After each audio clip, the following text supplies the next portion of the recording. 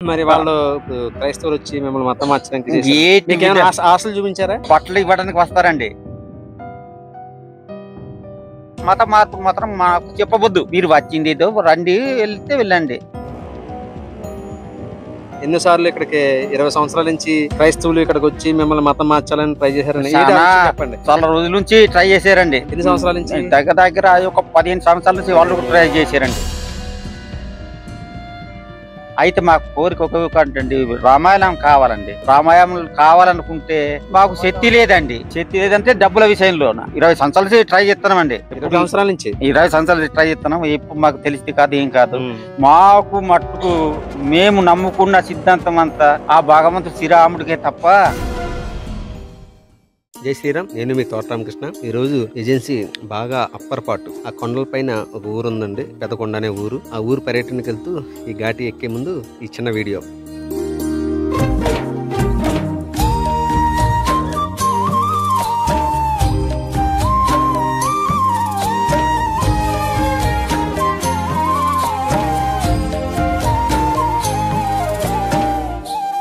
ఇది కొండ మధ్యలో ఉన్న మన పెద్దకొండకి వెళ్లే దారిలో మధ్య సగం దారి వచ్చాక చూస్తే మనం ఎక్కడైతే వచ్చామో ఆ కిందటి ప్రదేశం అంతా అది. అక్కడి నుంచి మనం 3.5 కిలోమీటర్లు పై కొండకి ఎక్కాలి. పై కొండకి ఎక్కితే వెనకాల కనిపిస్తుంది కదా ఈ దారి అంట, పైకి వెళ్ళాలి. పైకి వెళ్తే ఆ పైన ఉంది గ్రామం. ఆ గ్రామంలో మన హిందూ బంధువులు కలవడానికి వెళ్తున్నాం. చూడండి, ఆ కింద నుంచి 3.5 కిలోమీటర్లు పైకి 7 వంపులు ఘాటి.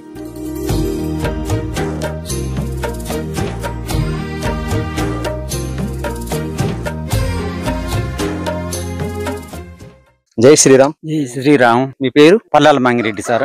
మీ గ్రామం? పెద్దకొండ గ్రామం సార్. మాది మండలం రంపచోడవరం మండలం సార్, అల్లూరు సీతారామరాజు జిల్లా. ఈ గ్రామానికి రావాలంటే 3.5 కిలోమీటర్లు ఘాటి తిరిగి పైకి ఈ ఘాటీలు ఎక్కి ఈ గ్రామం రావాలండి. ఈ గ్రామం చుట్టూ కొండలే. కొండల మయాన్నే ఒక చిన్న గిరిజన గ్రామం. గిరిజన గ్రామంలో 32 కుటుంబాలు నివసిస్తున్నారు.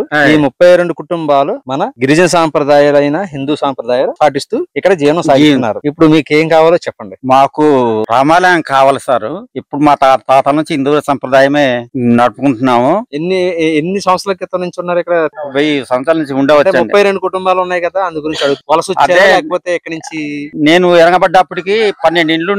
ఇప్పుడు దగ్గర 30 ఇండ్లు దాకా పెరిగాయండి. మాకు ఒకే ఒక కోరిక ఉండిపోయిందండి మా గ్రామానికి. మా హిందూ సంప్రదాయం ప్రకారంగా మా రామాయణం కట్టుకుందామని 20 సంవత్సరాల నుంచి ట్రై చేస్తున్నామండి. 20 సంవత్సరాల నుంచి 20 సంవత్సరాల నుంచి ట్రై చేస్తున్నాం. ఎప్పుడు మాకు తెలిసింది కాదు, ఏం కాదు.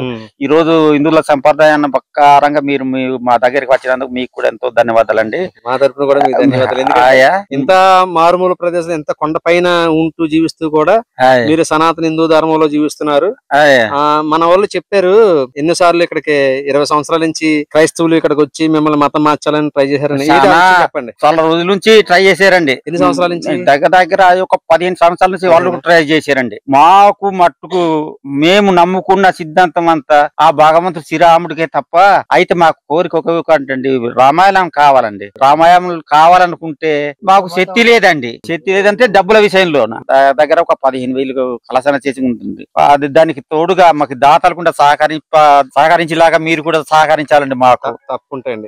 అందుకోసం మాకు దాతలు ఎక్కడ ఉంటే మీ ఫోన్ నెంబర్ ఇస్తే మీకు ఫోన్ చేసి వస్తే ఆ దేవుడి వలన మాకు సహకరిస్తే గుడి పూర్తిగా చేయించుకోగలమండి. మరి వాళ్ళు క్రైస్తవులు వచ్చి మిమ్మల్ని మతం మార్చడానికి ఆశలు చూపించారా? బట్టలు ఇవ్వడానికి వస్తారండి. ఎన్ని చేసినా సరే మీరు మాకు మట్టుగా ఆ విషయంలో మత మార్పు మాత్రం మాకు చెప్పవద్దు. మీరు వచ్చింది ఏదో రండి, వెళ్తే వెళ్ళండి. మీకు మేము విమర్శించవద్దు, మాకు మేము విమర్శించవద్దు. నేను అడుగు దాటి అడుగు మాత్రం వెళ్ళవద్దు. నాకు 2004లో తిరుపతిలో మా పూజ ట్రైనింగ్ ఇచ్చారు. అక్కడ ట్రైనింగ్ అయి ఉన్నాను. నేను మారదామని నాకు ట్రై చేశారు. నేను ఎట్టు విధామని అక్కడ దేవుడు ఆ ఏడుకొండల స్వామి శ్రీనివాసుడు నా గుండెలో ఉన్నాడో మరి ఆ భగవంతుడు ఇక్కడ ఉన్నాడు, కానీ నాకు మాత్రం ఆ దృష్టి రానివ్వలేదండి.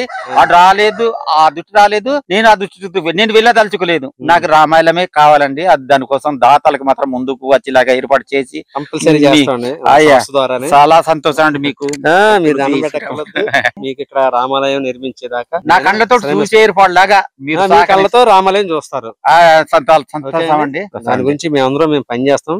ఇలాంటి స్వచ్ఛమైన గ్రామాలలో స్వచ్ఛమైన సంస్కృతి పాటించి మీకు లాంటి వాళ్ళందరికీ సేవ చేయడానికి మాకు లాంటి వాళ్ళు కొంతమంది పని చేస్తున్నాం.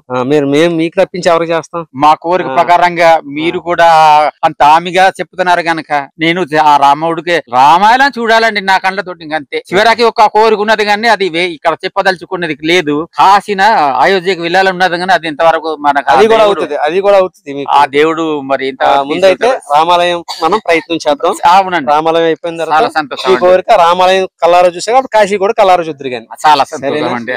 జై శ్రీరామ్. ఇదండి ఇక్కడ మన స్వచ్ఛమైన గిరిజన సాంప్రదాయం అంటే రాముని కొలవడమే గిరిజన సాంప్రదాయం, గంగమ్మ తల్లిని కొలవడమే గిరిజన సాంప్రదాయం, చెట్టును కొలవడమే గిరిజన సాంప్రదాయం, పుట్టను కొలవడమే గిరిజన సాంప్రదాయం. ఇలాగా వీరందరూ ఇక్కడ జీవిస్తున్నారు. నిజమైన గిరిజనులు వీళ్ళకే రామాలయం కావాలని అడుగుతున్నారు. అది మేము ఏర్పాటు చేయడానికి ప్రయత్నం చేస్తాము. తప్పకుండా మీకు అది చేసి పెడతా అని చెప్పి మేము మాటిస్తున్నాం. జై శ్రీరామ్.